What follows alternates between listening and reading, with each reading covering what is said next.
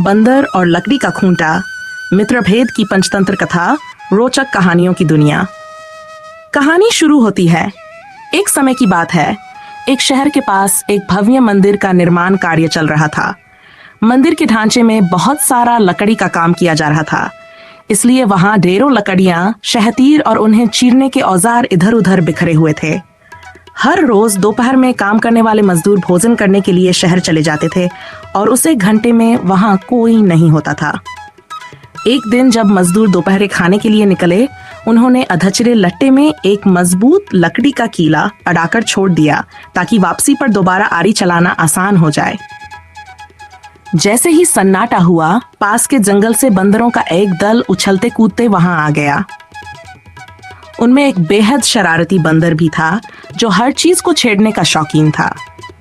बंदरों के मुखिया ने सबको आदेश दिया, किसी भी चीज से छेड़छाड़ मत करना। बाकी बंदर तो पेड़ों की तरफ चले गए, लेकिन वो शैतान बंदर छिपकर वहीं रुक गया। और फिर शुरू हुई उसकी शरारत। उसकी नजर आधे चिरे लट्टे और उसमें फंसे कीले पर पड़ी।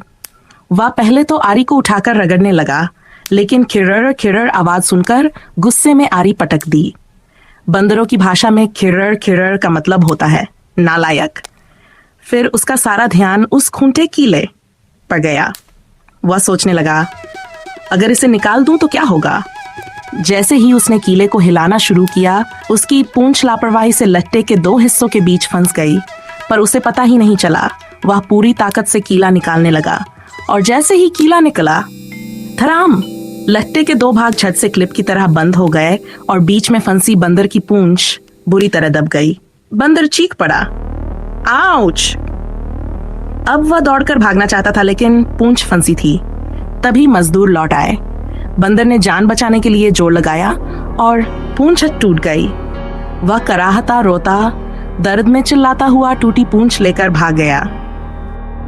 कहानी से सीख। जो बात हमारी समझ से परे हो, उसमें टांग अड़ाना नुकसानदेह हो सकता है।